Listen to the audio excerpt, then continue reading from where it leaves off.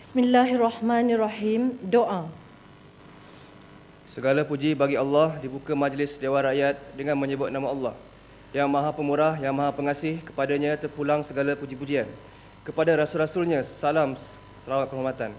Kepada sekalian orang yang taatkan Allah, ya Allah yang bersifat Maha Hikmat, limpah keadilan, yang menanggungkan kewajipan ke atas pemerintah dan ahli majlis permesyuaratan bagi mentadbir muslihat masyarakat pergaulan. Mudah-mudahan sentosa aman, makmur, limpah kebahagiaan meliputi sekalian penduduk negara Malaysia. Ya Allah, kami sekalian hamba-Mu yang diperkenan menjadi ahli Dewan Rakyat, menyempurnakan kewajipan yang diamanahkan, yang terutama bagi negara Malaysia, bagi rakyatnya sekalian. Ya Allah, berkat-Mu ke atas kami berhimpun di pohon anugerahkan, taufik-Mu, hidayah-Mu, di pohon menyuluh, memandukan, pada ketika kami berunding, menimbang, bertukar fikiran, pada segala perkara yang dibentangkan, dengan saksama serta keberkamahan. Menjunjung perintah dan kebesaran Allah, mudah-mudahan berlebih-lebihan keamanan, kemakmuran dan kesejahteraan bagi negara Malaysia serta penduduknya sekalian. Ya Allah, dipohonkan doa kami diperkenan. Amin ya Tuhan seluruh alam sekalian.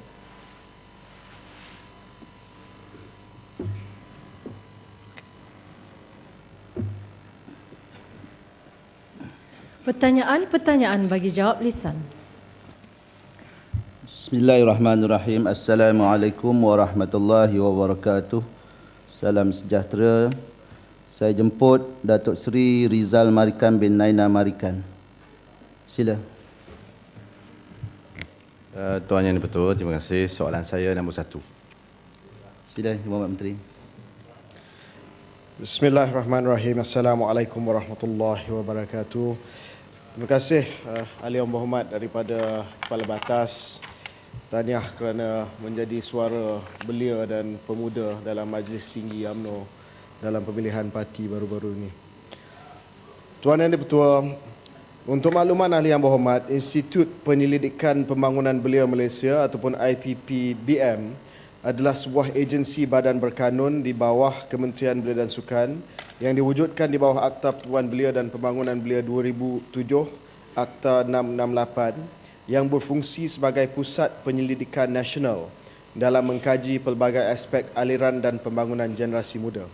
Sepanjang penubuhan IPPBM dari tahun 2005 sehingga 2013, pelbagai kajian telah berjaya dihasilkan berkaitan dengan pembangunan belia, impak dan keberkesanan program belia, pendapat awam dan isu semasa serta sosialisasi politik. Hasil dapatan kajian IPPBM dibentangkan kepada Jemaah Menteri, agensi pusat seperti Unit Perancangan Ekonomi EPU dan Unit Penyelarasan dan Pelaksanaan ICU, Jabatan Perdana Menteri. Malahan hasil kajian turut dibentangkan kepada badan-badan bukan kerajaan seperti Majlis Belia Malaysia dan badan gabungannya semasa Majlis Perundingan Belia Negara. Di samping itu, IPPBM juga turut melaksanakan program sokongan penyelidikan bagi menyampaikan hasil kajian yang diperolehi untuk membolehkan semua pihak berbincang serta menentukan program yang berkaitan dengan pembangunan belia di Malaysia. Antara program sokongan penyelidikan yang dilaksanakan oleh IPPBM ialah persidangan meja bulat, seminar, forum dan luncheon talk. Selain itu, IPPBM juga menerbitkan Malaysian Journal of Youth Studies dengan izin yang bertujuan untuk memberi ruang kepada penyelidik luar, terutama ahli akademik universiti, menyumbangkan hasil pendidikan mereka mengenai generasi belia di Malaysia. Malahan IPPBM juga menerbitkan buku-buku yang dihasilkan daripada dapatan kajian yang dilaksanakan. Adalah menjadi aspirasi dan hala tuju kementerian bermula daripada tahun 2014 untuk meletakkan IPPBM menjadi sebuah badan penyelidikan tersohor negara, bahkan di pentas antarabangsa bagi kajian segala aspek kajian berhubung pembangunan belia di Malaysia. Sekian, terima kasih. Ya, Kepala Batas. Terima kasih Tuan Yang Bertua. Dan tahniah kepada Yang Berhormat Menteri di atas inisiatif yang diambilkan oleh pihak kerajaan dan terutamanya kementerian dalam menggunakan pendekatan yang lebih bersifat facilitation dan juga sebagai problem solving, dan sekaligus boleh menjadikan IPPBM ini sebagai hub penyelidikan kepada semua perkara yang berkaitan dengan isu-isu anak-anak muda, belia dan juga orang muda. Soalan tambahan saya, dalam kajian yang dibuat oleh IPPBM ini, terdapat satu indikator yang digunakan oleh negara-negara maju ataupun satu rejim, kelompok, golongan muda dan belia yang digunakan di United Kingdom dan juga di negara-negara maju yang lain. Apa yang dinamakan dengan izin NEET, Not in Employment, Education and Training. Mereka-mereka yang terlepas pandang daripada berada dalam sektor pekerjaan, dalam mendapat pendidikan terutamanya di peringkat tertiary dan juga tidak mendapat latihan kerana pelbagai masalah. Apakah IPPBM ada mengadakan dan mewujudkan pengkalan data ataupun berhasrat untuk mengadakan pengkalan data tentang NEET ni yang dijangka mempunyai jumlah kelompok rejim yang agak besar dalam negara terutamanya negara-negara berbangun? Dan apakah akan ada mapping out ataupun pemetaan tentang rejim NEET ni sama ada di bandar, di luar bandar, di Malaysia Timur ataupun Malaysia Barat dan di kawasan-kawasan yang boleh dikenal pasti bagi membolehkan perancangan IPPBM ni akan berlaku secara lebih tersusun, efektif dan strategik untuk pembangunan belia dan juga orang-orang muda. Terima kasih. Ya, Sila Menteri. Terima kasih Ahli Yang Berhormat. Terima kasih atas cadangan dan juga soalan yang amat bernas sekali. Saya memang setuju dengan penekanan yang diberi oleh Ahli Yang Berhormat mengenai ahli-ahli belia ataupun kelompok belia yang berada di dalam keadaan NEET ataupun NEET, Not in Employment, Education or Training. Dan ini merupakan kumpulan belia yang bagi saya memerlukan bantuan dan juga pembiayaan daripada pihak kerajaan. Untuk makluman Yang Berhormat, melalui IPPBM, kita telah menjalankan kajian indeks Malaysia sebanyak 3 kali. Kali terakhir kita buat adalah pada tahun 2011. Dan dalam kajian indeks belia Malaysia, kita telah memasukkan satu kategori baru, iaitu kesejahteraan ekonomi, di mana kita telah tanya soalan kepada kumpulan belia antara umur 15 hingga 40 tahun mengenai kedudukan kewangan mereka, kebebasan kewangan, pengajian dan juga keboleh pekerjaan. Walaupun tidak spesifik mengenai kelompok belia yang tidak berada dalam latihan ataupun tidak ada kerja ataupun tidak berada dalam sistem pendidikan, ini telah menunjukkan satu dapatan yang agak menarik di mana untuk kajian kesejahteraan ekonomi, indeks belia telah menunjukkan bahawa kita berada di tahap sederhana baik, walaupun tidak terlalu baik tetapi tahap sederhana baik. Ini bermaksud bahawa bagi generasi muda, golongan belia di Malaysia ini, soal kebimbangan ekonomi itu adalah antara perkara yang mana di dalam indeks belia ini berada tidak di kawasan ataupun paras yang tinggi sekali. Dan ini memberi isyarat kepada kerajaan bahawa memang ada kebimbangan di kalangan orang muda bahawa masa depan ekonomi mereka adalah satu kerisauan di kalangan mereka. Jadi apa yang saya dapat buat selepas ini adalah untuk memasukkan soal needs itu, not in employment, education and training, secara spesifik dalam soal selidik kita. Sebab bermula daripada tahun 2007 Kementerian Belia dan Sukan melalui IPPBM, kita pun menghasilkan pemetaan belia Malaysia seperti mana yang Ahli Yang Berhormat sebutkan tadi, bahawa sebenarnya data-data mengenai belia ini dibuat secara peta. Jadi pada mana-mana kawasan, lokasi, geografi, kita tahu kedudukan belia di situ, berapa banyak persatuan yang berdaftar, berapa banyak anak muda yang tidak ada kerja, yang tidak ada di universiti, yang tidak ada latihan dan sebagainya. Tapi kita akan buat secara lebih spesifik lagi agar kelompok yang dimaksudkan oleh Yang Berhormat tadi dapat perhatian. Dan lebih penting lagi, bukan hanya kajian tapi dapatan kajian ini boleh diberi kepada agensi seperti EPU, ICU, Kementerian Kewangan dan sebagainya untuk memastikan bahawa kumpulan high risk ini ataupun kumpulan yang memerlukan bimbingan ini dapat perhatian daripada kerajaan. Terima kasih. Ya, sila Bukit Katil.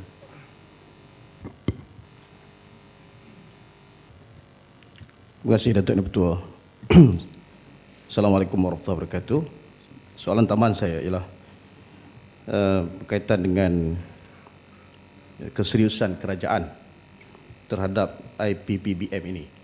Kerana kalau kita lihat dan teliti laporan ekonomi 2013-2014 yang dibentangkan dalam Dewan ini, dalam bab memupuk budaya berfikir dan melahirkan idea-idea yang inovatif, itu saya lihat dari segi programnya tidak ada satu pun yang diberikan keutamaan ataupun keyakinan kepada IPPBM ini.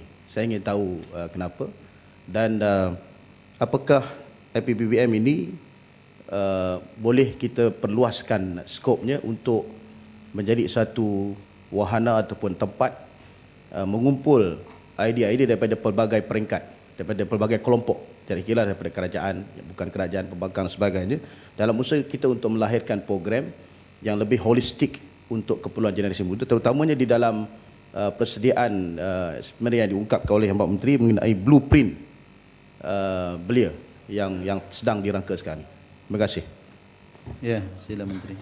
Terima kasih Ahli Yang Berhormat daripada Bukit Katil. Sebenarnya apa yang dicadangkan itu sedang dilaksanakan oleh kementerian.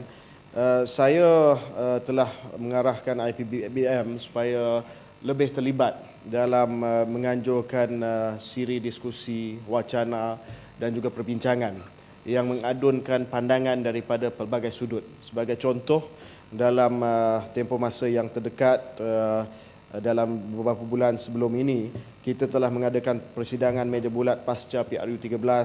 Kita telah mengadakan persidangan meja bulat pergolakan demokrasi di Mesir, perspektif daripada generasi muda, di mana kita telah jemput pelajar-pelajar kita di Mesir dan juga aktivis-aktivis muda untuk menyampaikan pandangan, tak kira mereka kecenderungan politik mereka dan sebagainya.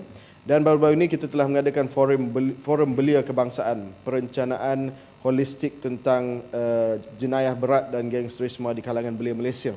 Itu lebih kepada satu forum untuk memberi cadangan kepada kerajaan bagaimana kita dapat merangka program-program intervensi sosial ataupun program-program yang dapat kita melaksanakan kepada belia-belia yang berisiko tinggi, yang ada kemungkinan masuk ataupun menyertai kumpulan-kumpulan gangster dan sebagainya. Dan saya amat mengalu-alukan pandangan dan juga input daripada Ahli Yang Berhormat walaupun daripada pihak berlainan dari segi pandangan politik, supaya IPPBM ini dapat kita meriahkan dengan pandangan berbeza. Sebab bagi saya amat penting untuk belia dan juga orang muda mereka mendengar semua sudut pandangan sebelum membuat sebarang rumusan. Akan datang kita akan ada satu workshop untuk ataupun satu persidangan meja bulat mengenai subsidi dan juga belanjawan yang telah dibentangkan. Mungkin saya akan hantar jemputan kepada Ahli Yang Berhormat untuk turut hadir bersama ataupun mungkin boleh turut menyertai sebagai seorang panelis dalam program yang dianjurkan oleh IPPBM. Terima kasih. Ya, saya jemput Tuan V. Sivakumar. Sila. Terima kasih Yang di-Pertua. Soalan saya, soalan nombor 2. Ya, sila Menteri. Tuan Yang-Pertua, terima kasih kepada Yang Berhormat Batu Gajah. Soalan ini adalah soalan yang saya kira amat penting, manakala baru ini Kementerian Kesihatan telah menerima satu anugerah daripada WHO tentang kerja-kerja mengurangkan AIDS ini.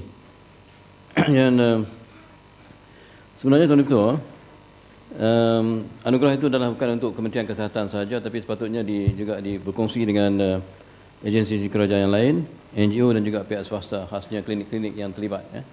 Jadi Tuan Yang-Pertua, AIDS ini mula dikesan pada tahun 1986.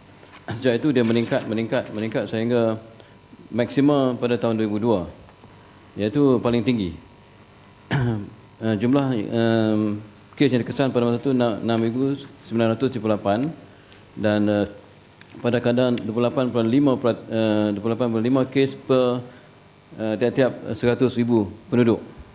2003 menurun kepada keadaan 16.7 kes pada tiap-tiap 100,000 penduduk. 2007 menurun lagi kepada 12.8 kes pada tiap-tiap 100,000 penduduk. 2012 kes menurun kepada 11.7%,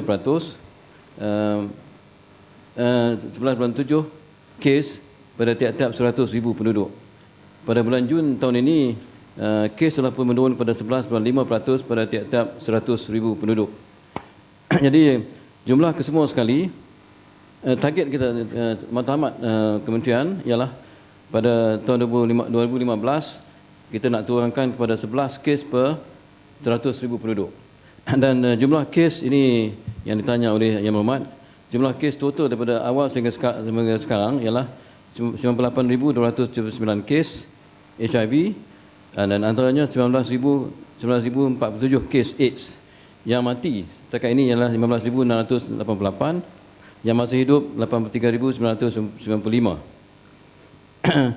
Untuk tahun ini, Tuan Ketua, hingga Januari hingga Jun 2008, kes HIV 1,702, AIDS 602 dan yang mati, yang meninggal 298.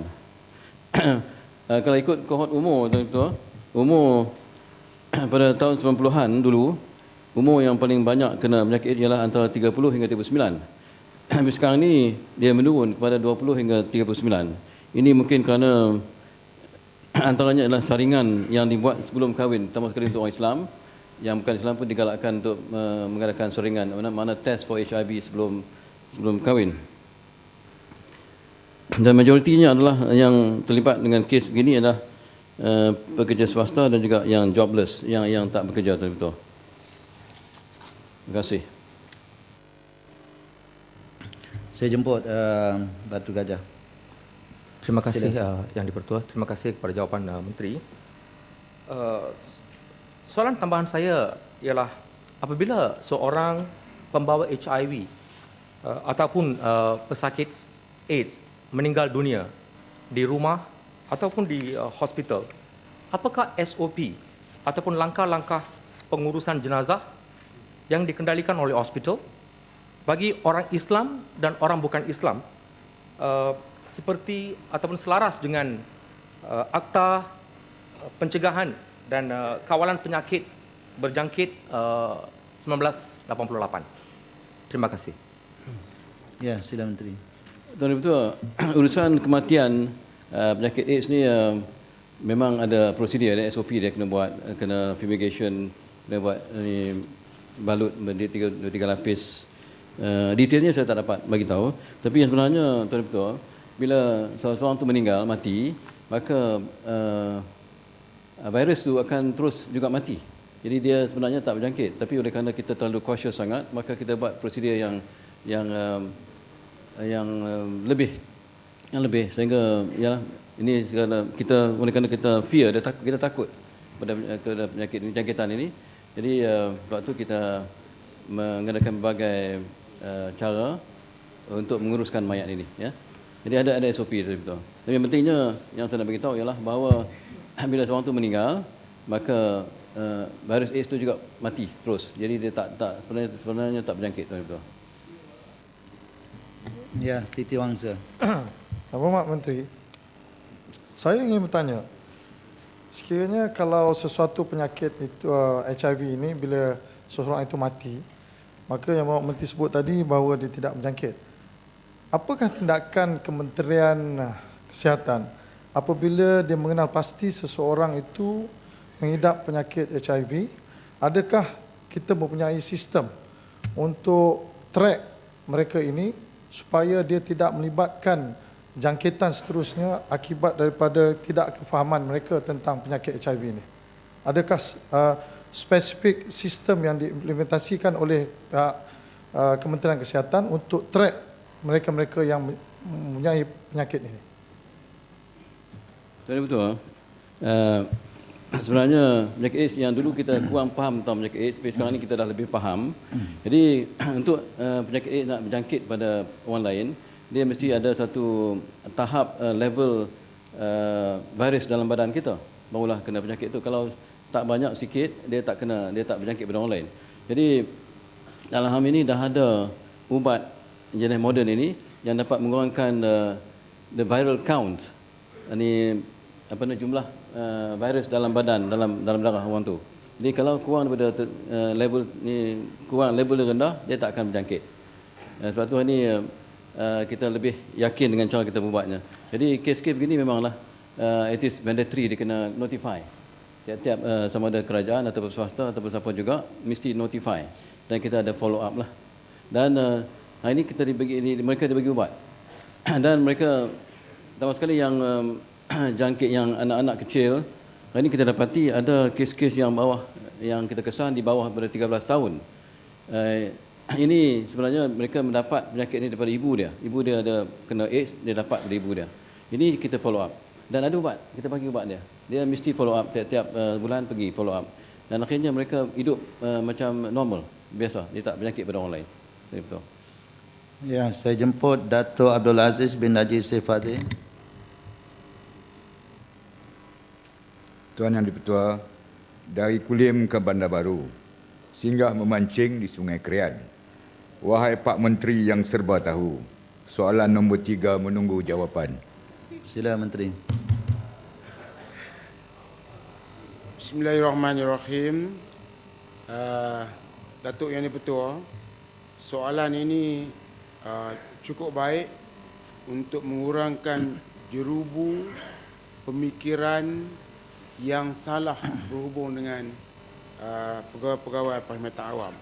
Datuk Yang Di-Pertua, untuk makluman ahli yang berhormat, selaras dengan hasrat negara untuk mewujudkan perkhidmatan awam yang berprestasi tinggi dan berinovasi, kerajaan melalui JPA dan pihak berkuasa melantik dengan kerjasama kementerian sentiasa meneliti dan menambah baik pengurusan dan juga pembangunan sumber manusia. Langkah-langkah yang diambil bagi memastikan negara mempunyai penjawat awam yang berkualiti dan berkredibiliti adalah seperti berikut. Yang pertama, di peringkat pengambilan, tahapisan sewajarnya dilaksanakan bagi mendapatkan calon terbaik yang berkelulusan akademik cemerlang serta lulus tahapisan pelantikan yang ditetapkan. Yang kedua, dalam tempoh perkhidmatan, penjawat awam diberi latihan dan kursus dalam pembangunan modal insan untuk pembangunan kerjaya dan sahsiah diri. Melalui program transformasi minda yang mula dilaksanakan pada tahun 2012, pegawai lantikan yang baru dikenaki mengikuti kursus yang mempunyai tujuan seperti berikut. Yang pertama, memberi pendedahan kepada penjawat awam mengenai konsep kenegaraan, prinsip dan juga falsafah pembentukan dan pembangunan negara, sistem pentadbiran kerajaan serta peraturan asas pemerintahan awam. Memupuk kepribadian, jati diri dan nilai patriotisme penjawat awam supaya lebih berketerampilan dan berkemampuan menyesuaikan diri dalam perkhidmatan awam. Menerapkan nilai budaya kerja cemerlang agar penjawat awam dapat memberikan penyampaian perkhidmatan dengan cekap serta berkesan. Membangun penjawat awam ke arah minda kelas pertama selaras dengan matlamat menjadi sebuah negara berpendapatan tinggi menjelang tahun 2020. Melalui dasar latihan sumber manusia sektor awam, usaha membangunkan sumber manusia dilaksanakan dengan strategi-strategi berikut. Kementerian dan juga jabatan dikenaki menyediakan peruntukan tahunan bersamaan sekurang-kurangnya 1% daripada peruntukan emolumen untuk tujuan latihan. Yang keduanya, ketua siusaha dan juga ketua jabatan telah memastikan penjawat awam di semua peringkat mengikuti kursus kurang-kurangnya 7 hari setahun. Kerajaan menyediakan latihan yang meliputi pelbagai program seperti kursus jangka pendek dan di dalam dan juga di luar negara. Objektif khusus ialah untuk memberikan pendedahan, pengetahuan dan kemahiran dalam aspek pengurusan, kepimpinan, teknikal, budaya kerja dan juga amalan baik ataupun terbaik supaya dapat diterapkan dalam pelaksanaan tugas harian. Menyediakan kemudahan cuti belajar dan penajaan berbentuk beasiswa dan pinjaman. Kemudahan akan memberikan peluang kepada penjawat awam bagi meneruskan pengajian di peringkat yang lebih tinggi untuk meningkatkan kompetensi dan juga kepakaran dan pembangunan kerjaya mereka. Menggalakkan pembelajaran sepanjang hayat secara sambilan melalui cuti kursus sambilan. Kemudian pegawai-pegawai kerajaan juga akan didedahkan kepada modul latihan atau kursus yang dilaksanakan turut menekankan pengurusan tata tertib, etos dan juga integriti, terutamanya berkaitan dengan tata kelakuan dalam peraturan-peraturan pegawai awam, kurungan kelakuan dan tata tertib 1993. Selain itu, kepahaman berkaitan dengan ketatanegaraan dan rukun negara juga diterapkan bagi pembentukan etika dan juga profesionalisme di kalangan penjawat awam. JPA juga meneraju transformasi pemerintahan awam yang menekankan kepada mendaya upaya penjawat awam melalui peningkatan kompetensi, prestasi, produktiviti dan juga daya inovasi serta memupuk semangat patriotisme, dia nilai murni, etos dan juga integriti. Usaha ini mampu membangunkan penjawat awam yang berkualiti, berkredibiliti dan juga berintegriti. Terima kasih. Ya, Kulim Bandar Baru. Terima kasih Datuk Menteri. Saya juga merasakan bahawa atau mengucapkan tahniah kepada Yang Amat Berhormat di atas inisiatif untuk menubuhkan jawatankuasa khas yang dipengerusikan oleh Ketua Setiausaha Negara bagi mengkaji ketirisan pensiasatan oleh audit negara dan juga sistem outcome budgeting semalam dalam bajet untuk menambah baik pengurusan belanjawan, juga niat Yang Amat Berhormat untuk meletakkan SPRM di setiap kementerian bagi meningkatkan pematuhan penjawat awam serta mengikut prosedur yang ditetapkan. Cuma kebimbangan saya ialah SPRM yang diletakkan di kementerian ini, dia boleh diibaratkan macam patung orang-orang di sawah padi ini. Dia diletakkan untuk menakutkan burung-burung daripada makan padi. Tapi sudah pasti akan ada burung-burung yang berani ini. Bila dia sampai ke situ, dia makan padi dan dia dapati orang-orang tadi hanya simbol. Dia tidak boleh mengambil tindakan. Jadi bolehkah kerajaan menimbangkan ataupun untuk memberi kuasa yang lebih kepada SPRM ini, bukan saja hak untuk menyiasat, tapi boleh membuat pendakwaan secara terus tanpa rujuk kepada AG, supaya niat kerajaan untuk meningkatkan integriti dan kredibiliti penjawat awam itu dapat dilihat dengan lebih telus, terutamanya bila kita sedar bahawa usaha pembangkang ini untuk senantiasa bercakap bahawa selective prosecution dibuat oleh SPRM ini kerana campur tangan kuasa daripada pejabat AG ataupun pejabat menteri. Dan bolehkan juga SPRM ini diletakkan terus di bawah kuasa Parlimen. Terima kasih Menteri. Silakan Menteri. Soalan tambahan juga bagus dan itu sebab layak menang majlis tertinggi baru-baru ini. Yang Berhormat Datuk Speaker, sekejap tadi pukul 10 pagi tadi, jawatankuasa mencegah rasuah baru mengangkat sumpah di hadapan Agung yang terdiri daripada Tan Sri Abu Zahar Pengusi, Datuk Sofia, Yang Berhormat Tan Seng Giau, Senator Ezam, Yang Berhormat Ermo Nizam, Kuala Selangor, Datuk Taiki Aidin, itu sebab dia tak muncul tu, Datuk Puazi. Jadi mereka ini adalah jawatankuasa mencegah rasuah di pihak Parlimen yang terdiri daripada Dewan Rakyat dan juga Dewan Negara. Kalau kita lihat daripada jawatankuasa yang ada, maka perkataan orang-orang itu tidak mungkin boleh timbul sebab mereka bukan saja orang, seperti sebenarnya orang yang sebenarnya yang akan hadir.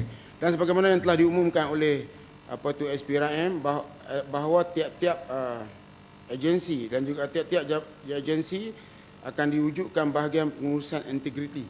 Jadi bahagian ini juga bukan orang-orang. Sebab pegawai kerajaan yang dilatih begitu rupa tu, dia mempunyai kepakaran tertentu dalam bidang tertentu. Kadang-kadang kita kesian kepada pemerintah awam ni, orang melihat satu perkara tetapi dia rangkumkan pada benda yang lebih besar. Contohnya macam, saya ulang di sini di Parlimen yang mulia ni, sebenarnya orang pergi ke pejabat tanah, dia jumpa pembantu pejabat, kemudian mungkin pembantu pejabat pada hari tersebut dia bergaduh dengan siapakah, dia jawab secara emosi. Jadi tanggapannya ialah pegawai pejabat tanah tersebut ialah menyombong. Padahal mereka jumpa di depan saja. Jadi dia tak berlaku demikian rupa. Yang berlaku ini persepsi. Jadi persepsi orang pada SPRM ni cukup teruk. Padahal bukan teruk, cukup tidak adil. Padahal SPRM ialah di antara agensi yang diiktiraf di peringkat antarabangsa.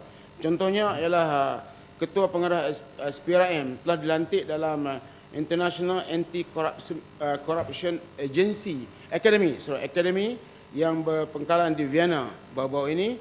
Dan kita lihat semasa dulu dia panggil BPR, tetapi pada tahun 2009 dia telah diberi nama semula sebagai Suruhanjaya SPRM yang kita sebut pada hari ini.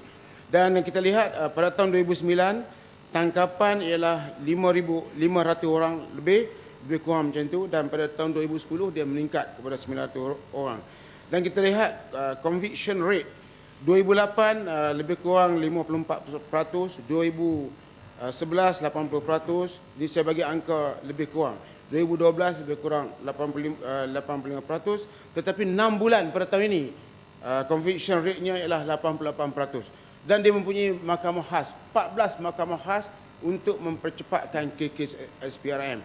Jadi kalau dilihat daripada ini dan rakyat tidak mengetahui sebenarnya, tidak dapat maklumat yang sebenarnya, kita sepatutnya melihat bahawa SPRM adalah di antara agensi yang terbaik di negara ini dan di antara yang terbaik di dunia. Dan pembohongan-pembohongan yang sedang berlaku di Sungai Limau itu ialah ucapan-ucapan dibuat orang-orang yang tidak faham apa dia cakap. Contohnya macam GST. Tak berapa ramai yang faham GST, tapi nak cakap GST. Padahal GST ialah di antara sistem pencukaian yang terbaik dalam dunia kerana orang yang pakai sahaja yang bayar cukai. Ya, sila Gombak. Terima kasih Datuk Yang Dipertua. Persoalan yang kita bincangkan pada pagi ini ialah berhubung tentang usaha untuk mengukuhkan perkhidmatan awam dalam negara kita. Cuma persoalan yang ingin saya bangkitkan ialah pengukuhan mestilah diasaskan kepada kepercayaan ataupun trust kepada pegawai dan juga perkhidmatan awam dan bukannya franchise kepada jabatan perunding luar yang melibatkan kos yang begitu tinggi, kerana ini sekaligus menafikan peranan dan juga kemahiran anggota perkhidmatan awam kita. Sebagai contoh, apabila kerajaan nak menggubal satu blueprint tentang pendidikan, Kementerian Pendidikan telah melantik satu badan perunding yang melibatkan kosnya 20 juta ringgit. Mengapa tidak kerajaan menggunakan kepakaran dan kemahiran anggota perkhidmatan awam untuk mendengar pandangan dan nasihat mereka dalam menggubal perkara-perkara ini? Jadi persoalan saya, apakah kerajaan akan berterusan dengan melantik perunding-perunding luar negara untuk menentukan hala tuju negara kita dan sekaligus menafikan peranan anggota perkhidmatan awam kita? Yang kedua, apakah bentuk latihan yang akan dilaksanakan? Kalau kita lihat di Singapura, jabatan perkhidmatan awam mereka boleh ditandingi dengan pihak swasta, bukan saja dari sektor gaji tetapi juga kemahiran dan kepakaran mereka. Apakah bentuk latihan yang akan dilaksanakan? Kerana saya mencadangkan ada baiknya juga anggota perkhidmatan awam kita ini dihantar ke syarikat-syarikat swasta yang besar supaya mereka dapat kemahiran dan maklumat dan juga bidang-bidang tertentu untuk meningkatkan potensi di Jabatan Perkhidmatan Awam. Terima kasih. Ya, sila Menteri. Datuk Yang Dipertua, soalan yang kedua tu agak panjang. Nanti Datuk marah pula kalau saya jawab. Tetapi saya dah sebut secara umumnya bahawa JPA telah melaksanakan pelbagai kursus merangkumi training roadmap TRM, khusus pengenalan dan juga asas kepada pegawai-pegawai lantikan baru dan juga program cross fertilization PCF yang dibuat. Dan ini saya akan bagi jawapan yang betul kepada Yang Berhormat. Sebab apa? Daripada training yang dibuat tu, letaklah di mana pun dia pasti sudah akan menjadi pulau. Tetapi saya nak jawab soalan yang pertama tadi. Yang ini sebab apa rakyat Sungai Limau sedang melihat sekarang ni bahawa tuduhan yang mengatakan kita tidak percaya pada pemerintah awam kita dengan kita ambil perunding-perunding daripada luar. Yang Berhormat, tujuan kita ambil perunding ialah untuk membolehkan kita dapat pandangan luar. Sebab pendidikan kita, contohnya macam bidang pendidikan. Pendidikan kita bukan nak belajar di Malaysia. Yang Berhormat pun tahu. Dia bertaraf antarabangsa. Kita kena ambil pandangan antarabangsa untuk melengkapkan pendidikan kita. Malah orang yang paling suka sekali rojok hal-hal antarabangsa ni, kalau silap sikit bercakap pasal Parlimen England, silap sikit macam England. Sebenarnya Gombak dan juga Lembah Pantai akan merojokkan England sebab mereka berminat dengan England. Saya tak apa minat, tapi saya Rujuk boleh Yang Berhormat, tapi kalau nak menentukan hala tuju sistem pendidikan negara kita, rujuklah pakar pendidikan negara dulu. Nak rujuk pandangan nasihat tak apa, saya tidak ada masalah. Tetapi ni nak bincang soal sistem pendidikan negara. Ya, Gombak. Tak boleh macam ni, Gombak. Peraturan. Ya. 20 juta ringgit. Kalau 20 juta diserah kepada pegawai kerajaan, saya ingat mereka dapat memanfaatkan wang tersebut. Ini soalan kita tambahan nak kedua. rujuk, nak dapat pandangan boleh. Terima kasih. Yang Mohd Menteri boleh memilih untuk tidak menjawab. Kerana satu soalan tambahan. Saya berharap dia kepakaran pembangkang ni membuat soalan tambahan yang kedua. Iaitu tengah kita jawab dia bercakap dan oleh kerana benda merah ni berbunyi, maka kehebatan barisan ni adalah orang yang penyabar, dengar juga. Dari segi Pak Tuannya tak boleh dengar, Yang Berhormat. Kita terus menjawab. Dan saya nak beritahu Yang Berhormat, kita ambil pakar luar itu ialah untuk mendapat pandangan luar. Untuk mendapat pandangan luar. Dan kita jemput itu bukan sebarang orang, pakar-pakar.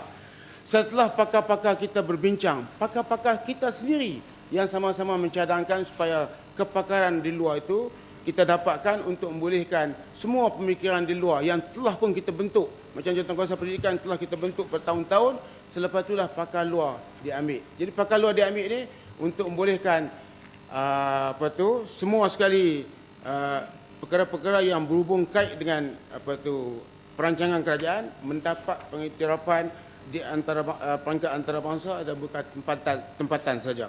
Sekali saya sebutkan tadi, saya ingin sebutkan sekali lagi bahawa di antara orang yang paling suka merujukkan hal-hal Malaysia ke luar negara ialah pembangkang. Kami kira orang dekat sini-sini saja. Pembangkang kalau bercakap contohnya England. Padahal England bukan terbaik pun. Yang terbaik ni Parlimen Malaysia. Sebab Parlimen di England, kita lihat kedudukan dia, orang dia menteri dia jawab satu tempat jawab ya. Kemudian ramai-ramai terpa jawab tempat tu. Tak ada cam menulis dan membaca. Di sini kita boleh menulis, membaca, tengok komputer yang tak boleh pakai dengan baik lagi. Tetapi kita ada macam-macam kemudahan untuk membolehkan ahli parlimen berbahas dengan baik. Di sana duduk, sila panggung, meja pun tak ada. Tapi kita rujuk sebagai jawab soalan satu parlimen yang baik. Jadi semua ini nak tunjukkan bahawa kalau kita mampu rujuk di luar, apakah pihak kerajaan untuk buat yang terbaik tak boleh rujuk di luar. Dan rujukan kita buat itu bukan sonok begitu saja, asas dan kita dapatkan semua pandangan dan juga kepakaran untuk membolehkan kita dapat pakar-pakar di luar. Dan kerajaan terus akan ambil pakar-pakar di luar untuk apa-apa kajian yang memerlukan pandangan daripada luar. Terima kasih. Ya. Saya jemput Datuk Juari bin Abdul. Sila. Datuk Deputy, soalan nombor 4.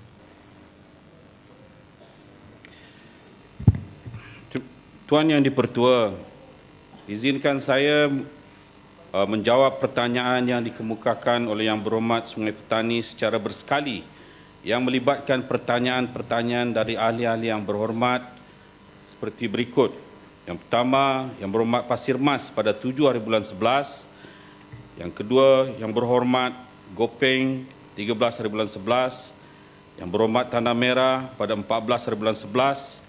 Yang Berhormat Kota Baru pada 14 hari bulan 11, Yang Berhormat Teluk Intan pada 14 hari bulan 11, Yang Berhormat Marang 20 hari bulan 11, Yang Berhormat Bukit Gantang 26 hari bulan 11, Yang Berhormat Lembah Pantai pada 28 hari bulan 11 dan Yang Berhormat Sabak Bernam pada 5 hari bulan 12. Sila. Tuan Yang Dipertua, bagi pertanyaan daripada Yang Berhormat Sungai Petani dan Yang Berhormat Gopeng berhubung dengan bilangan pelatih dan kos yang terlibat semenjak pelaksanaan program latihan khidmat negara mulai tahun 2004 hingga kini, terdapat seramai 752,643 orang yang telah berjaya dilatih melalui program ini dengan melibatkan anggaran kos setahun di antara 550 juta hingga 650 juta setahun, manakala dari 1 Januari hingga 30 September 2013, kos perbelanjaan PLKN adalah sebanyak 514 juta. Berkenaan dengan cadangan Yang Berhormat Sungai Petani untuk mengguna pakai program khidmat negara Korea dan Singapura, adalah dimaklumkan bahawa PLKN yang dilaksanakan di negara itu bukanlah berbentuk di negara ini bukanlah berbentuk kerahan tenaga atau military conscript sebagaimana yang dilaksanakan di kedua-dua negara tersebut. PLKN acuan Malaysia adalah bercirikan pembentukan jati diri, pelatih integrasi nasional, memupuk patriotisme dan semangat kesukarelawanan. Tuan Yang di-Pertua, berkaitan dengan isu pencapaian objektif PLKN seperti yang dibangkitkan oleh Yang Berhormat Gopeng, Yang Berhormat Teluk Intan dan Yang Berhormat Marang, sukacita saya ingin memaklumkan bahawa pada tahun 2009, JLKN dengan kerjasama Universiti Kebangsaan Malaysia telah melaksanakan kajian kepada 61,950 responden dari pelbagai latar belakang dan mendapati bahawa 80% bersetuju bahawa latihan khidmat negara telah mencapai matlamat dan membawa keberkesanan positif kepada pelatih-pelatih yang terlibat. Berkaitan isu penambahbaikan modul kurikulum PLKN seperti yang dibangkitkan oleh Yang Berhormat Pasir Mas, Yang Berhormat Tanah Merah dan Berhormat Kota Baru, sukacita saya ingin memaklumkan bahawa penilaian dan penambahbaikan dilakukan mengikut keperluan dan perkembangan semasa.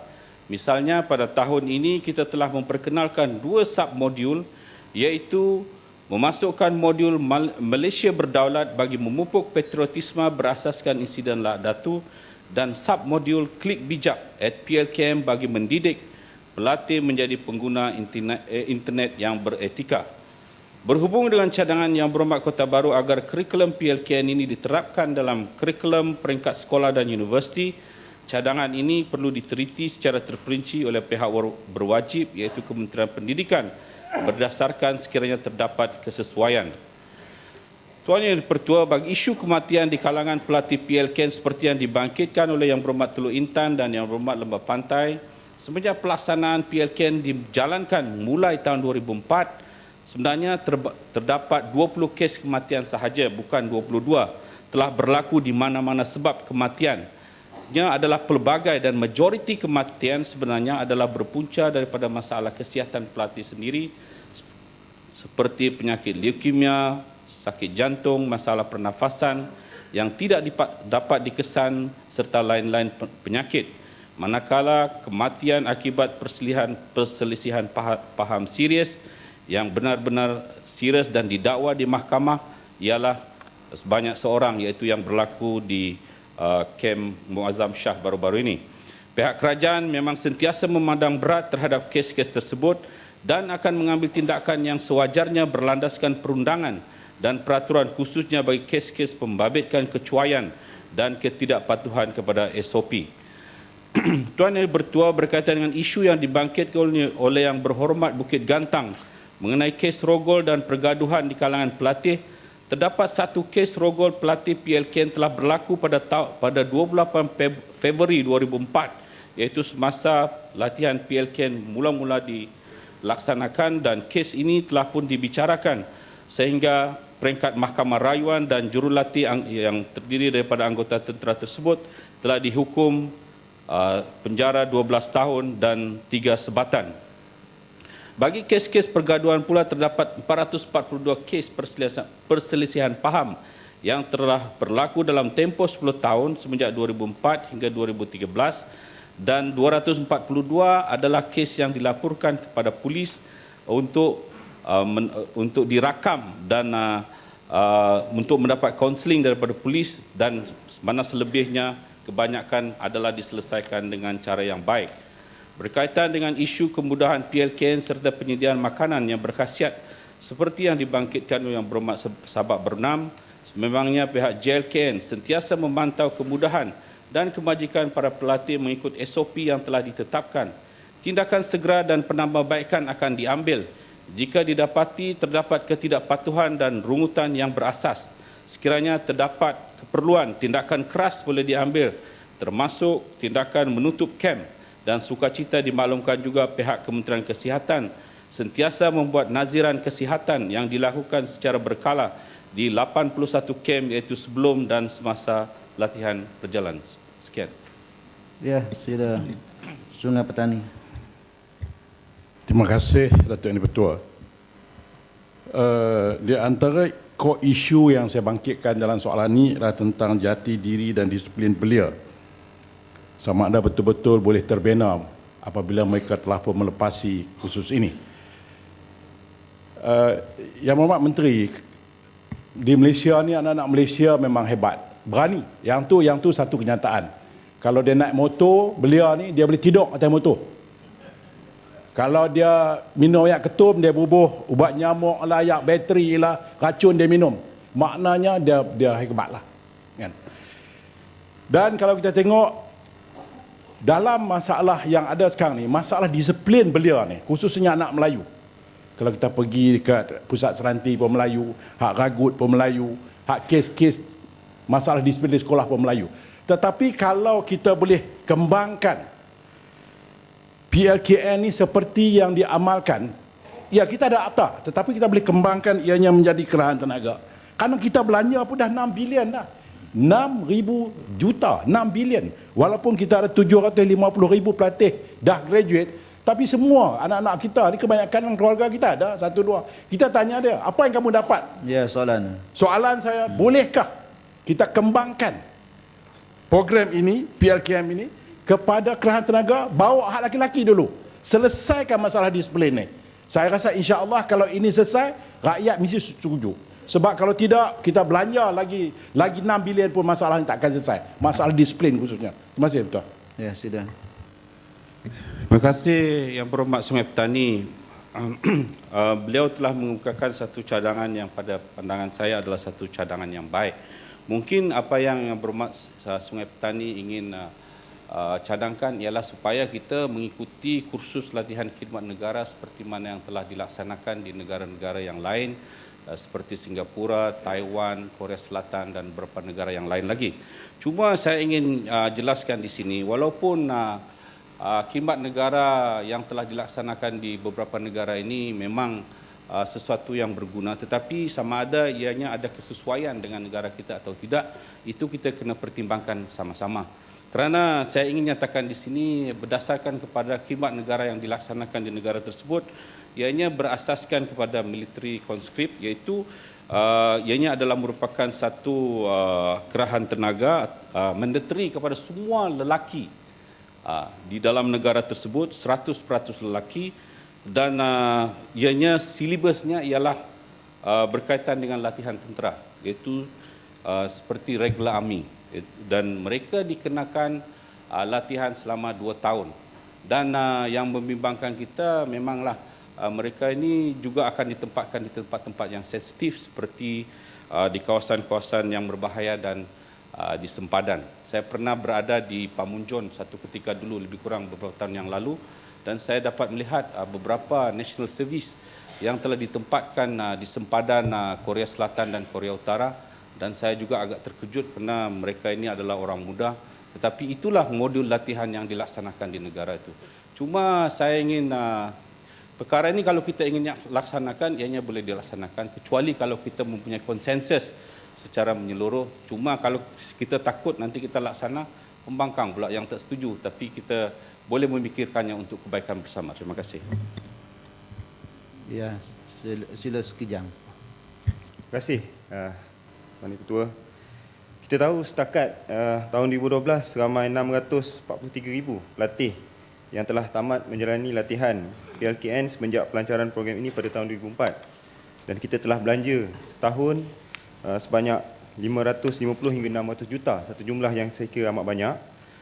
Cuma saya nak tanya dengan Yang Berhormat Timbalan Menteri, apakah kesan dan sumbangan program latihan khidmat negara ini dalam mengurangkan gejala sosial di kalangan remaja, dan apakah langkah yang diambil oleh pihak kementerian bagi menangkis dakwaan sesetengah pihak yang menyifatkan PLKN sebagai satu bentuk kebajiran? Terima kasih. Ya, sidang Menteri. Untuk makluman Yang Berhormat, sebenarnya setakat ini kita telah pun melatih 752,643 orang pelatih bermula daripada tahun 2004 sehingga 2013, dan setiap tahun kita berbelanja average seperti mana yang saya katakan tadi, lebih kurang 600 hingga 650 juta dan pada tahun ini kita telah belanja 514 juta 431 ribu. Walaupun banyak bermacam-macam dakwaan berkaitan dengan latihan PLKN ini dan kita memang sentiasa mendengar dakwaan-dakwaan ini dan cuba untuk menambah baik. Tetapi ingin saya nyatakan di sini seperti mana saya jelaskan tadi bahawa berdasarkan kepada kajian-kajian yang kita telah lakukan khususnya yang telah dibuat pada tahun 2009 yang telah dibuat oleh Universiti Kebangsaan Malaysia menunjukkan bahawa hasil daripada kajian tersebut menunjukkan bahawa lebih kurang 80% bersetuju bahawa latihan khidmat negara ini adalah merupakan satu latihan yang baik dan ini bukanlah satu pembaziran kerana kalau kita daripada 500,000 kelahiran setiap tahun yang mereka yang dipilih secara random lebih kurang 150,000 dan ini adalah merupakan satu cara bagaimana kita ingin meningkatkan jati diri belia-belia kita dan selain daripada itu kita juga ingin menanamkan semangat kesukarelaan, patriotisme dan juga yang penting sekali pada saya ialah integrasi nasional. Kerana dalam sistem pendidikan yang ada di negara kita, kita telah mewujudkan sedikit sebanyak segregation di mana orang India pergi sekolah Tamil, orang Cina pergi sekolah Cina dan orang Melayu pergi sekolah kebangsaan dan ini telah mewujudkan satu vacuum untuk tidak membolehkan rakyat berinteraksi dengan baik.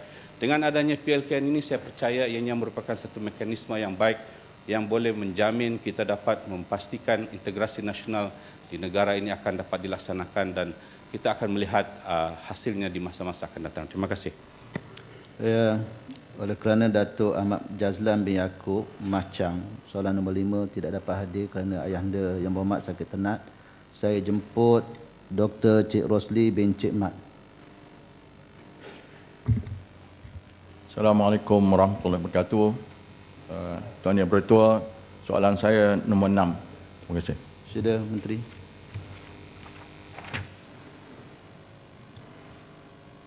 Bismillahirrahmanirrahim. Assalamualaikum warahmatullahi taala wabarakatuh.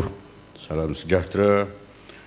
Terima kasih Datuk Yang Bertua dan terima kasih kepada Yang Berhormat tanyakan soalan.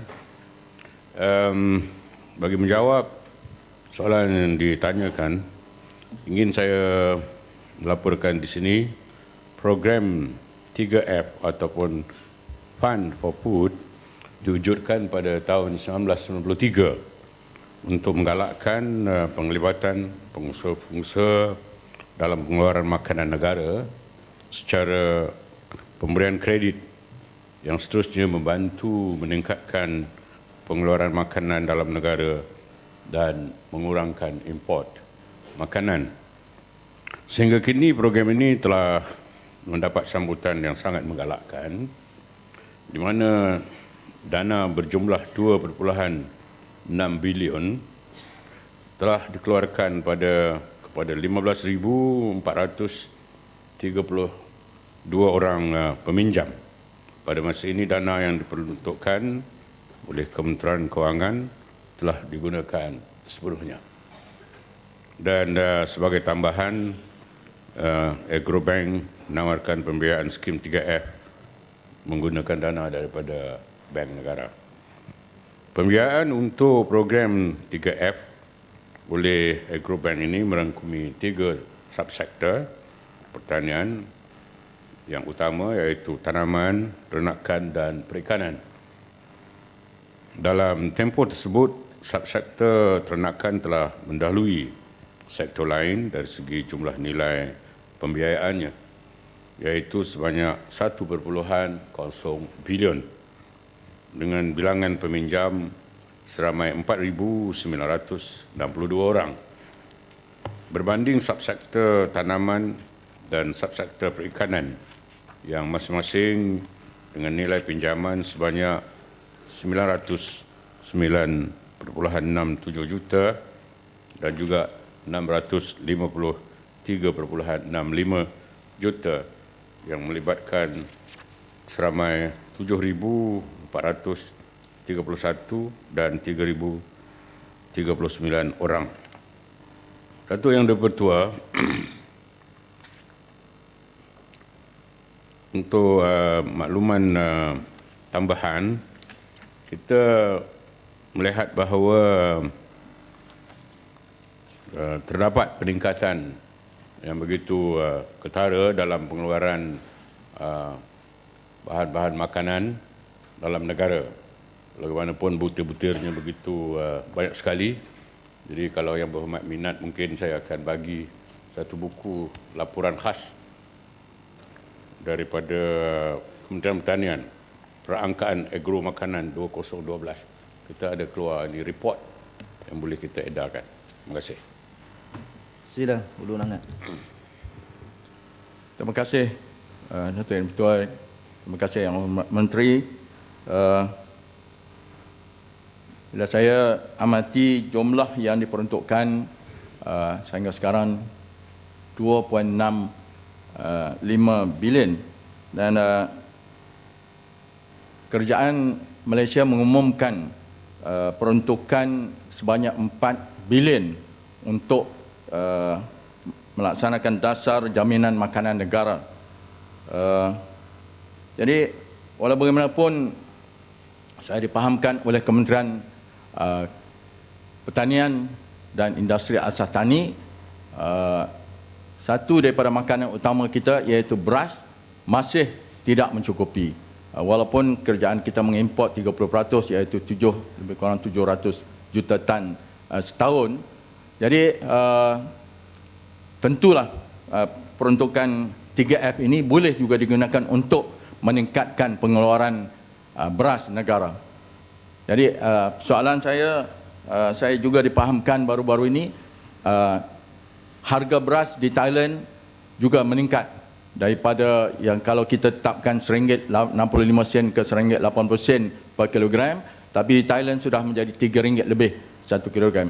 Jadi adakah ada hasrat kerajaan Malaysia untuk mengambil alih Bernas bagi memastikan harga beras terjamin dan kerajaan sendiri yang bawah kementerian yang mengawal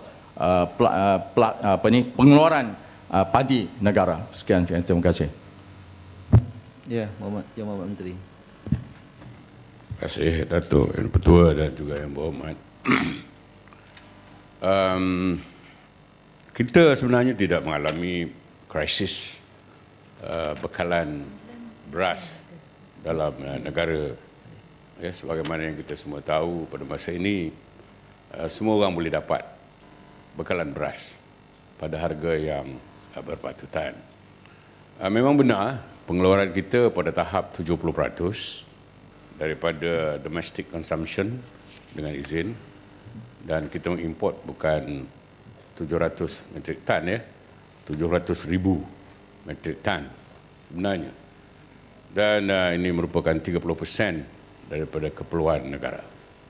Walaupun kerajaan, Kementerian Pertanian khususnya sedang berusaha untuk mencapai SSL, Self Sufficiency Level, ataupun tahap sara diri bagi negara kita.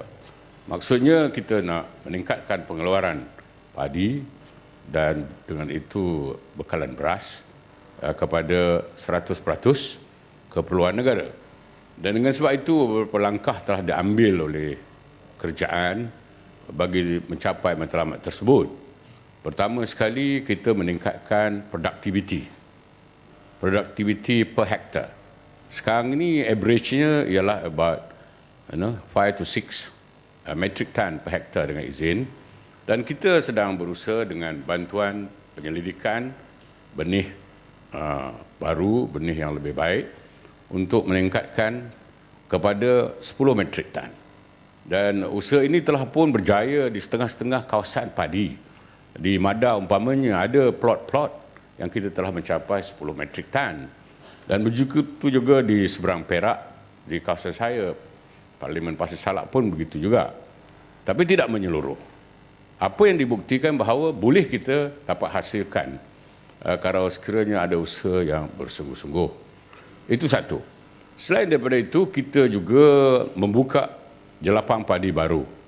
Jelapang padi baru di Kota Belud, di Pekan, dan saya tak ingat ada 1-2 lagi. lapang padi baru yang akan diusahakan bagi meningkatkan pengeluaran padi dan hasil beras negara. Dan selain daripada itu, kita juga akan memperkenalkan teknologi baru, iaitu bagi mengatasi masalah kos pembangunan, pengairan, yang mana kosnya adalah tinggi. Kita telah mendapati satu teknik baru menanam padi menggunakan kaedah yang tidak menggunakan pengairan, melainkan menggunakan siraman yang boleh kita gunakan atau apa dipanggil aerob, padi aerob, di mana kita menggunakan siraman untuk menanam padi.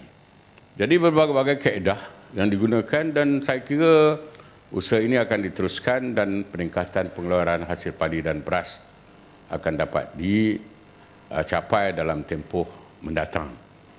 Berkenaan dengan bernas, ya, yang terlibat dari segi monopoli dalam pengimportan beras dan juga pembelian beras dalam negara, mereka tidak merupakan monopoli. Kerana kilang-kilang swasta juga bebas untuk membeli hasil padi. Bukan semua hasil padi mesti jual kepada bernas. Dan harga padi dengan itu terbuka kepada kuasa pasaran. Dan petani-petani mendapat harga yang lebih baik daripada kilang-kilang padi swasta. Jadi tidak ada masalah dari segi kita menjaga kepentingan petani dalam hal ini yang dipertua. Dan berkenaan dengan harga beras juga, ianya terkawal. Kita ada ST15 umpamanya, padi yang diberi subsidi oleh kerajaan.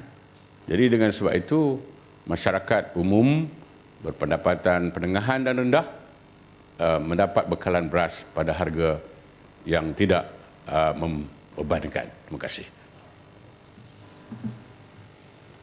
Sibuti. Terima kasih, Datuk Yang Ketua. Kita belanjakan 2.6 juta untuk pertanian, ternakan dan pertanian. Kalau boleh, pada tahun ini tadi, waktu Raya Korban, kita tidak mencukupi binatang-binatang korban seperti kambing dan juga sapi di kawasan kita lah. Apa salahnya jika seperti apa yang diterangkan oleh Timbalan Menteri yang dahulu, mengatakan bahawa seekor kambing bo boleh mengawan 80 ekor kambing betina. Maka mengapakah tidak seperti ini diadakan semula supaya kambing-kambing boleh diternakan di negara Malaysia ini cukupnya untuk kita mengadakan korban pada Aidil Adha, dan juga untuk keluarga-keluarga yang hendak membuat akikah cucu-cucu mereka yang ada. Sebab kambing pada masa ini berharga dengan baik. Satu ekor di kawasan saya 1,200. Kalau seekor tadi boleh mengawan 80 ekor, berarti dalam 1 tahun berapa ribu boleh keluar. Bolehkah tidak Yang Berhormat Menteri sekarang mengelolakan seperti apa yang dikelolakan oleh Timbalan Menteri yang dahulu? Terima kasih. Ya, sila. Ini seekor boleh 80 ekor. Kemampuan. Betul yang tua. Makan daging kambing ni tak bagus sangat. Nanti menyebabkan darah tinggi. Jadi ya dari segi pasaran bagus. Begitu juga bagaimana yang Perdana Menteri sebut tempoh hari, gula tu tak bagus. Dikurangkan penggunaan gula. Kambing pun saya rasa tak tahulah pihak doktor mungkin lebih arif dalam hal ini, tapi saya rasa orang cakap kalau makan daging kambing lebih sangat tak berapa baguslah dari segi apa nama ni kesihatan. Jadi ya, tapi itu saya cakap secara don't take it seriously, Datuk Yang Pertua. Jadi bekalan daging kambing untuk hari raya kurban ni tak ada masalah. Kita buka import, AP import lembu dibuka kepada semua. Jadi pada perayaan Aidiladha yang baru-baru ini banyak lembu-lembu yang import daripada luar dan kita tidak mendengar banyak masalah atau komplain daripada masyarakat awam atau orang ramai tak mendapat bekalan. Ya. Jadi saya rasa perkara itu tidak menjadi satu perkara yang membimbangkan kepada kita. Terima kasih. Ya. Saya jemput Puan Najah Normala binti Abdul Samad. Terima kasih Datuk Timbalan Speaker. Musim bernama Musim Tengkujuh, soalan saya nombor 7. Ya, sila Menteri. Bismillahirrahmanirrahim. Assalamualaikum warahmatullahi wabarakatuh. Salam sejahtera, salam satu Malaysia. Yang Amat Datuk Yang Tua, terima kasih banyak kepada Yang Amat Pasir Gudang. Sebelum itu saya nak ucapkan selamat datang kepada anak-anak para pelajar dalam Dewan yang mulia ini. Yang Amat Datuk Yang Bertua, saya ucapkan terima kasih kepada Yang Amat di atas keprihatinan tentang masa depan pekerja tempatan kita. Mengikut statistik PAS Lawatan Kerja sementara Jabatan Imigresen Malaysia sehingga 30 Jun 2013 terdapat seramai 2,116,998 pekerja ASEAN di Malaysia. 2.1 juta. Dan untuk makluman Yang Amat, kita mempunyai secara jelasnya 13 negara sumber yang membekalkan pekerja asing ini. Indonesia, Nepal, Bangladesh, Myanmar, India, Filipina, Vietnam, Pakistan, Kemboja, Thailand, China, Sri Lanka, Laos. Dan ada juga beberapa negara kecil lain yang juga pekerja mereka ada di negara kita. Jadi yang kecil itu saya tidak masukkan. Jadi jumlah semua ialah 2,116,998. Dan secara dominasinya negara-negara yang memberikan jumlah pekerja yang besar ini ialah Indonesia dalam sektor pembinaan, peladangan, pembantu rumah dan pertanian, Nepal dalam pembuatan, India dalam perkhidmatan. Kalau saya baca Yang Amat panjang statistik ini boleh saya bagi kepada Yang Amat kemudian, kerana soalan Yang Amat ni ada begitu rupa tentang rasionya dan sebagainya. Dari jumlah tersebut, bilangan pekerja asing dalam sektor pengeluaran dan perkilangan, ini soalan spesifik yang diberikan oleh Yang Amat, adalah seramai 733,200 orang dalam pengeluaran dan perkilangan. Jumlah keseluruhan pekerja dalam sektor pengeluaran dan perkilangan adalah seramai 2.22 juta. Dalam sektor ini saja, 2.22 juta orang termasuk pekerja asing. Jumlah pekerja tempatan adalah seramai 1,486,800 orang. Jadi berdasarkan jumlah tersebut, rasio pekerja asing dengan pekerja tempatan adalah 1:2. Maknanya kalau satu pekerja asing, 2 orang pekerja tempatan, 2 kali ganda pekerja kita. Jangan bimbang Yang Amat, pekerja kita masih ramai. Cuma kalau boleh, biar kita kurangkan pekerja asing ini. Kembali kepada soalan susulan Yang Amat, langkah-langkah yang diambil oleh kerajaan. Di antara langkah-langkah yang diambil oleh Kementerian Sumber Manusia dan Kerajaan untuk mengawal lambakan pekerja asing ini adalah seperti berikut. Saya nak bagikan kepada 2 Yang Amat, Datuk Yang Bertua, Yang Amat Pasir Gudang. Yang pertama ialah langkah daripada Kementerian Sumber Manusia sendiri. Kita ada buat langkah di kementerian kita sendiri. Dan yang kedua ialah langkah bersama, kolektif effort yang kita gunakan melalui kementerian-kementerian yang lain, termasuk Kementerian Dalam Negeri, Kementerian Peladangan Komoditi, MITI, KPD, NKK, Kementerian Pertanian dan kementerian-kementerian lain. Dan yang paling membanggakan saya ialah kita ada satu jawatan kuasa di peringkat pusat, jawatan kuasa khas mengenai pekerja dan pendatang asing yang dikemusikan sendiri oleh Yang Amat Berhormat Timbalan Perdana Menteri Tan Sri Mahyudin. Ini menunjukkan seriusnya kerajaan, kesungguhan kerajaan bagaimana kita boleh mengatasi supaya lambakan pekerja asing ini dapat kita kurangkan dan lompang itu akan kita isi dengan pekerja-pekerja tempatan. Ini antara pendekatan yang secara general yang saya sebutkan. Manakala langkah-langkah yang diambil oleh Kementerian Sumber Manusia untuk mengawal lambakan pekerja asing ini adalah seperti berikut. Yang pertama ialah CJ Perakan Job Malaysia. Majikan yang memerlukan pekerja asing perlu mendapatkan CJ Perakan Job Malaysia daripada Jabatan Tenaga Kerja Kementerian Sumber Manusia. Ini peraturan yang cukup ketat yang kita berikan. Kerana kita nak pastikan supaya pekerja asing ini benar-benar boleh memberikan penghormatan kepada negara kita dan tidak membawa benda-benda lain, termasuklah pesakit, penyakit dan sebagainya yang baru-baru ini dikeluarkan oleh Kementerian Kesihatan. Berbagai-bagai penyakit yang dibawa oleh pekerja asing ini. Yang kedua ialah levy. Levy pekerja asing ini mesti dibayar oleh pekerja sendiri. Maknanya dulu majikan, kini mesti. Pekerja asing nak masuk mesti dibayar. Umpamanya kalau saya nak sebut tentang levy ini, kita ambil contoh. Levy bagi pekerja peladangan, perkilangan RM1,250 yang perlu dibayar oleh pekerja. Ini mana bila ada levy ini mungkin dia akan fikir dua kali. Apakah mereka perlu datang ke negara kita? Tapi memanglah hakikatnya negara kita ni Datuk Yang Betul ialah negara yang cukup mewah, cukup kaya dan orang lain sentiasa datang kemari. Yang ketiga ialah gaji minima yang dikuatkuasakan dan insyaAllah Januari tahun depan kita akan laksanakan kuatkuasakan gaji minima ini. Yang keempat ialah mekanisme atau mekanisme G2G, maknanya perundingan antara kerajaan, antara negara dengan kerajaan, di mana kita boleh memastikan supaya kemasukan pekerja asing ini dapat dibuat melalui tata cara yang cukup teratur, yang kemas, yang sistematik, dan ini boleh kita lihat bagaimana usaha yang dilakukan oleh kementerian juga melalui bersama dengan Kementerian Dalam Negeri dalam melibatkan pekerja Bangladesh. Yang kelima ialah sektor yang digunakan. Pengajian pekerja asing diluluskan kepada 6 sektor sahaja. Saya yakin Yang Muat Datuk Yang Betul, ada sektor lain pekerja asing ada juga di negara kita.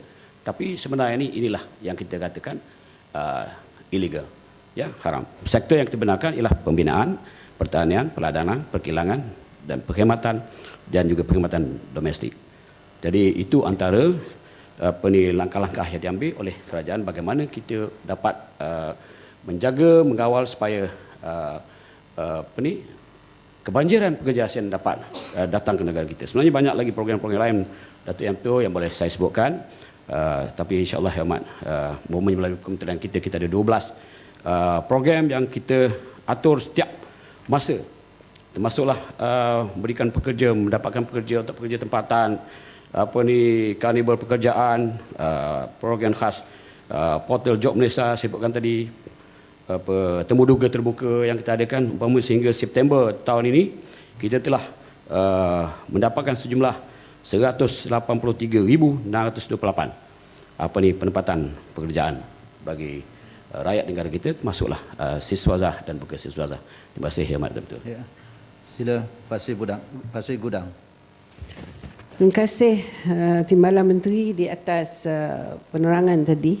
Soalan tambahan saya ialah kita dengar tadi bahawa jumlah pekerja asing yang sah ni 2.2 juta lebih di dalam negara kita, hampir ke 100% daripada jumlah pekerja yang ada di dalam negara kita, pekerja tempatan. Persoalannya begini, saya faham bahawa pihak kementerian mengambil beberapa langkah untuk mengawal kebanjiran mereka, tetapi apakah yang kita rancangkan untuk menggantikan dari sudut pengurangan ini? Kita nak mengurangkan, tapi kita sedia maklum bahawa anak-anak tempatan kita tidak mempunyai minat di dalam beberapa sektor pekerjaan. Saya faham kalau di sektor berat memang susahlah. Tetapi sekarang kita pergi kat hotel. Hotel yang saya tinggal sekarang ni, Datuk Ketua, mungkin pun mengalami masalah yang sama. Kita cakap pun kita tahu dia memang bukan orang tempatan. Dari sudut pekerjaan ini bukanlah berat. Jadi peranan kementerian bagaimana menarik minat, apa yang dilaksanakan untuk menarik minat anak tempatan untuk bekerja di hotel-hotel ini. Yang keduanya, dari segi lambakan pekerja yang sah ada pendapatan untuk negara. Yang tak sah ni apa tindakan yang dibuat? Kalau kita biarkan, kita tahu mengikut data mungkin 1 juta lebih yang tak sah. Tapi mereka ni bekerja dapat gaji, majikan untung, mereka untung, negara rugi dan rakyat kita yang lain rugi. Kerana mereka tidak membayar apa-apa. Jadi apa tindakan yang akan dilakukan seterusnya oleh pihak kementerian? Terima kasih. Ya, sila. Terima kasih Ya Buat Datuk Yang Bertuah. Terima kasih Yang Berhormat. Sungguh prihatin Yang Berhormat. Hatinya amat mulia kerana sayangkan warga negara. Tidak seperti setengah orang. Jawapan saya Yang Berhormat, saya dah sebutkan tadi. Umpamanya semalam di Sungai Limau, bukan kerana Sungai Limau itu ada pilihan raya. Kerana saya bertanggungjawab atas kementerian, kita mengadakan Jog Malaysia, Jog Fair. Kita adakan berbagai, semalam kita ada 40 majikan yang telah menyediakan 2,000 pekerjaan. On the spot ni, kita datang panggil mereka menyediakan 2,000 pekerjaan. Dan saya bersama dengan mereka dan alhamdulillah seperti saya sebutkan tadi, daripada 12 program yang kementerian lakukan, kita telah boleh mendapatkan pekerjaan kepada 183,628 orang sehingga September 2013 itu. Jadi inilah antara usaha-usaha yang dilakukan oleh kementerian dalam kita pastikan supaya anak-anak kita ini berminat mengisi kekosongan yang dikosongkan oleh pendatang asing ini, pekerja asing ini. Dan saya juga tentulah sebagai kementerian bersama dengan kerajaan nak mengajak Yang Berhormat bukan saja dari Barisan Nasional bahkan pembangkang mencari jalan. Kalau ada pekerja-pekerja asing yang apatah lagi yang illegal ini, haram ini, maklum pada kita supaya kita boleh mengambil tindakan. Dan amat malang kalau ada di antara kita yang mencari peluang untuk mendapatkan duit mengambil pekerja asing. Ini suatu pengkhianatan kepada negara. Sebab itulah saya ucapkan terima kasih banyak Datuk Yang Bertuah untuk malam Berhormat. Pendekatanlah yang dibuat. Pencapaian kerajaan mengatasi pekerja asing yang tiada permit ini, haram ni. Kita ada 2.1 juta pekerja asing yang legal bawah yang tadi. Daripada 13 juta tenaga kerja kita, workforce yang ada di negara kita ini, 8.1 juta adalah pekerja swasta. Dan pekerja tempatan swasta ada 6 juta. Pekerja asing 2.1 juta. Dan yang illegal, yang haram ni, ingat, boleh tahanlah Yang Berhormat Datuk Yang Bertuah, banyaknya. Sebab tu kita kena mengatasi masalah ini. Pencapaian umpamanya yang dilakukan oleh Kementerian Dalam Negeri, saya ucapkan terima kasih. Bukan saya nak ambil alih tugas tanggungan kementerian, tapi kita ucapkan terima kasih kepada kerajaan, Kementerian Dalam Negeri melalui program NAMPI, KDN ini. NAMPI ini saya anukan sikit pendaftaran, pemutihan, pengampunan, pemantauan, penguatkuasaan dan pengusiran. Ini usaha yang dibuat oleh Kementerian Dalam Negeri. Program ini khusus untuk pekerja asing yang pernah berdaftar. Tetapi kalau mereka terdaftar, akhirnya mereka menjadi pekerja asing tanpa izin. Terkini yang kita tahu Kementerian Dalam Negeri lakukan ialah operasi bersepadu yang baru ini dilakukan oleh Kementerian Dalam Negeri. Saya ucapkan terima kasih banyak. Dan bagi kementerian kita juga, Yang Amat Datuk Yang Bertuah, di bawah Akta Kerja 1955, Akta 265, sehingga Ogos 2013, sebanyak 1,769 pemeriksaan seluruh negara kita buat. Kerana dengan cara ini kita boleh mengesan mereka itu pekerja asing tanpa izin ataupun pekerja asing yang ada izin. G2G, kerajaan meminta negara sumber mengawal penghantaran rakyat mereka ke negara kita. Kita ada persefahaman antara negara-negara pembekal tanda sumber ini.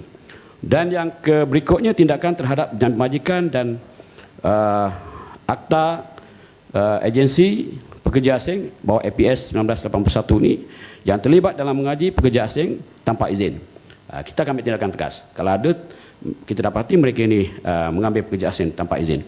Dan begitu juga kita bersama dengan agensi yang lain tindakan keras di bawah Akta Anti Perdagangan Orang dan Anti Penyeludupan Migran 2007. Tujuannya untuk mencegah dan perdagangan orang dan penyeludupan pekerja asing ke negara kita. Agensi yang terlibat Datuk Yang Bertuah ialah PDRM, Jabatan Imigresen, Kementerian Sumber Manusia, Kastam dan lain-lain. Ini terima kasih Yang Amat.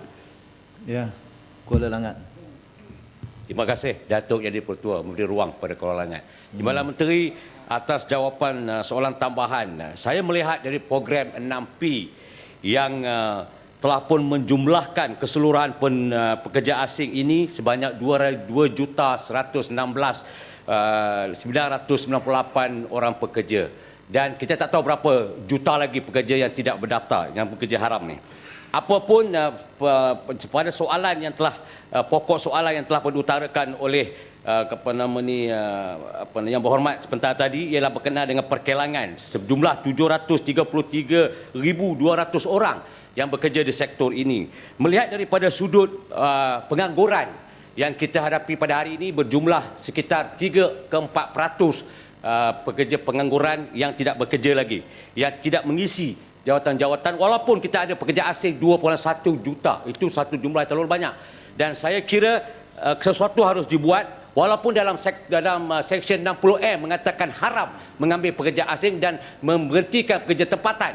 Ini jelas. Tetapi yang kita dapati bahawa banyak kelang masih lagi menggunakan pekerja asing yang boleh mampu dilaksanakan oleh pekerja tempatan. Soalan pokok saya ialah, apakah kementerian akan melaksanakan program seperti mana lepasan sekolah menengah untuk mereka mengadakan pusat latihan khusus kolej atau universiti untuk memastikan bahawa sektor perkelangan dan perkhidmatan ini yang jumlah perkhidmatan dimaklumkan sebanyak 251,373 orang yang bekerja dalam sektor perkhidmatan ini, yang melibatkan 70% lebih orang pekerja asing seperti mana yang Pasir Gudang cakap tadi.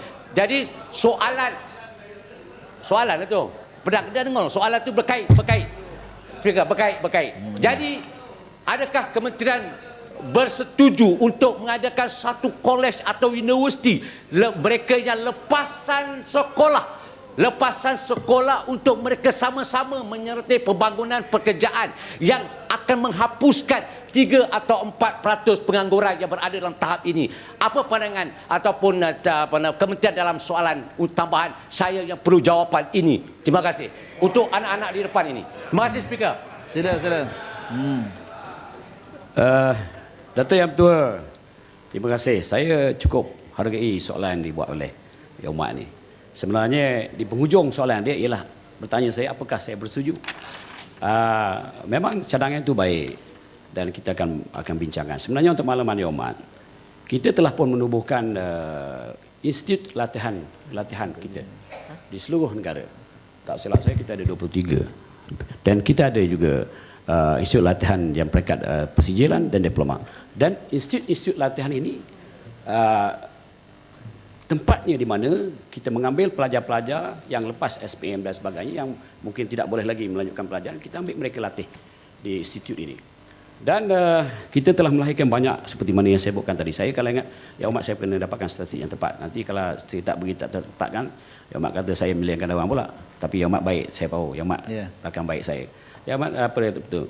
Sebab itulah umpama contoh sehingga Ogos 2013 bagaimana pencapaian program penempatan pekerjaan 3P serta bilangan siswazah dan bukan siswazah yang berjaya ditempatkan sehingga Ogos 2013. Kita telah saya sebutkan tadi ialah sebanyak 155,299 penempatan. 40,000 adalah anak-anak kita dalam bidang siswazah, 40,270 orang, dan 115,029 orang adalah anak-anak kita yang bukan siswazah. Dan malahan kementerian saya hari ini kita telah mencari jalan bagaimana supaya kita dapat melihat balik apakah anak-anak kita yang kita latih ini ke mana perginya mereka. Walaupun training provider dengan izin, pusat-pusat latihan ini boleh melatih mereka, tapi mungkin bagi setengah pusat pelatihan mereka mungkin nak cari pendapatan. Tapi mereka tak kisah ke mana anak-anak dilatih ini pergi. Tapi kita telah ambil usaha.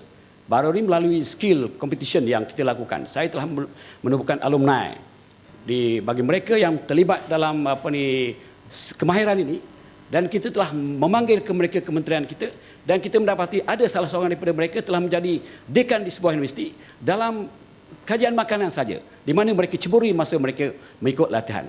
Inilah usaha yang kita ambil. Ya Amat, percayalah pada kementerian, percayalah pada kerajaan. InsyaAllah dengan sokongan yang diberikan oleh Yang Amat semua, kita yakin bahawa kita akan mengambil alih tempat-tempat yang diisi oleh pekerja asing di negara kita ini. Terima kasih Yang Amat Datuk Ketua. Ya. Saya jemput Tuan Sim Zin. Sila. Terima kasih Tuan Speaker. Selamat pagi. Salam reformasi. Soalan saya soalan nombor 8. Sila Menteri.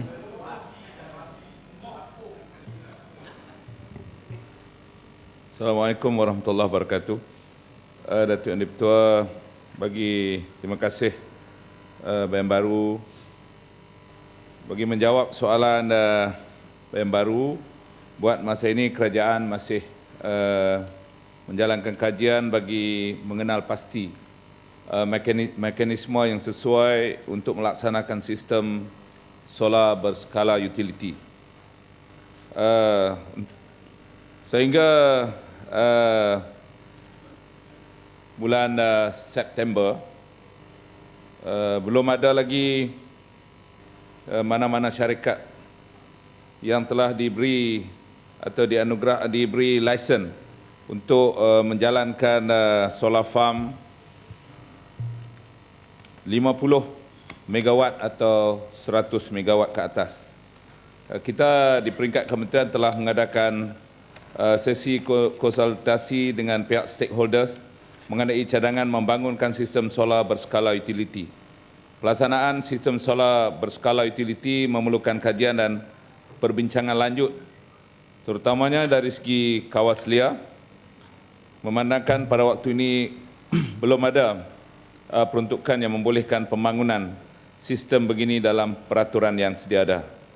Dan pada waktu ini kementerian telah menerima banyak sebenarnya cadangan-cadangan daripada syarikat-syarikat swasta untuk membangunkan sistem solar farm 50 megawatt, dan kita masih membuat kajian kepada syarikat-syarikat yang mengemukakan itu, khususnya dari segi financial model, tanah tempat nak membangunkan dan juga teknologi yang nak dibawa masuk. Terima kasih.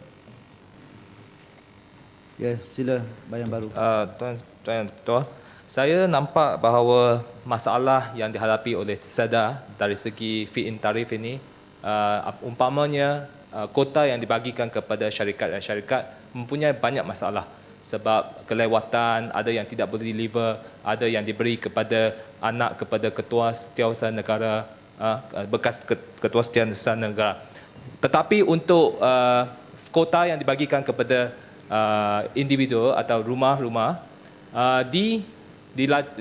dijalankan begitu lancar dan cepat dan kota tidak cukup. Maka saya nak cadangkan kepada kerajaan supaya bagilah lebih kota kepada individu dan terutamanya kepada rumah-rumah yang boleh berjaya melaksanakan. Dan soalan saya adalah, adakah kerajaan bercadang nak naikkan feed-in tarif daripada 1% kepada 2%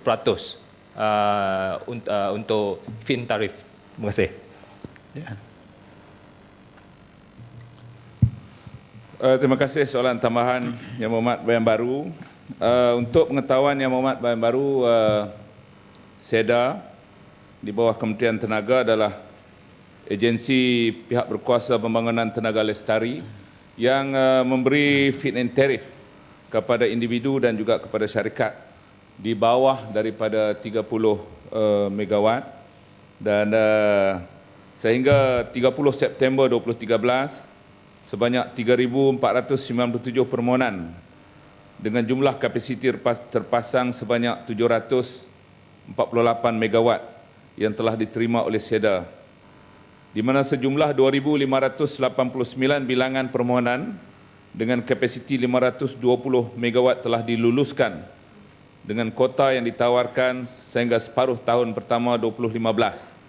Dari jumlah yang telah diluluskan tersebut, 656 permohonan dengan kapasiti 118 megawatt telah mencapai FITSD sehingga 30 September. Ini bermakna bahawa Yang Berhormat sudah ada individu yang telah mendapat FIT dan juga ada syarikat-syarikat yang telah membina sistem solar 5 megawatt dan juga 8 megawatt yang telah mendapat FIT. Soalnya kita telah ada peruntukan yang kita kutip daripada 1% terhadap tarif. Daripada 1% tarif elektrik yang kita ambil itu 75% sebenarnya tidak termasuk membayar 1% kerana kebanyakan yang mengguna RM77 bil elektrik sebulan ke bawah tidak membayar 1% ataupun lebih kurang 300 kilowatt per hour untuk 1 bulan tidak membayar 1% untuk FIT. Sebenarnya bagi negara kita 1% ini adalah rendah berbanding dengan setengah-setengah negara yang telah mempunyai kutipan terhadap bil elektrik ini mencapai, ada yang mencapai 10% ataupun 10%, ada yang 8%, ada yang 5%. Tapi penggunaan namanya tu berlainan dengan apa yang digunakan kita di sini untuk FIT 1%. Buat masa ini kerajaan belum bercadang untuk menaikkan kepada 2%. Tapi untuk masa depan ini kita fikirlah pada waktu itu sesuai untuk jumlah yang kita nak kena bayar balik kepada syarikat atau individu yang telah memasang solar di rumahnya atau di kilang atau di mana-mana tempat. Terima kasih. Baiklah Yang Berhormat, selesai sudah sesi pertanyaan-pertanyaan bagi jawab lisan kita pada hari ini. Saya jemput Menteri. Yang Berhormat Datuk Yang Di-Pertua, mengikut peraturan mesyuarat 12/1, saya mohon mencadangkan bahawa mesyuarat pada hari ini tidak akan ditangguhkan sehingga pukul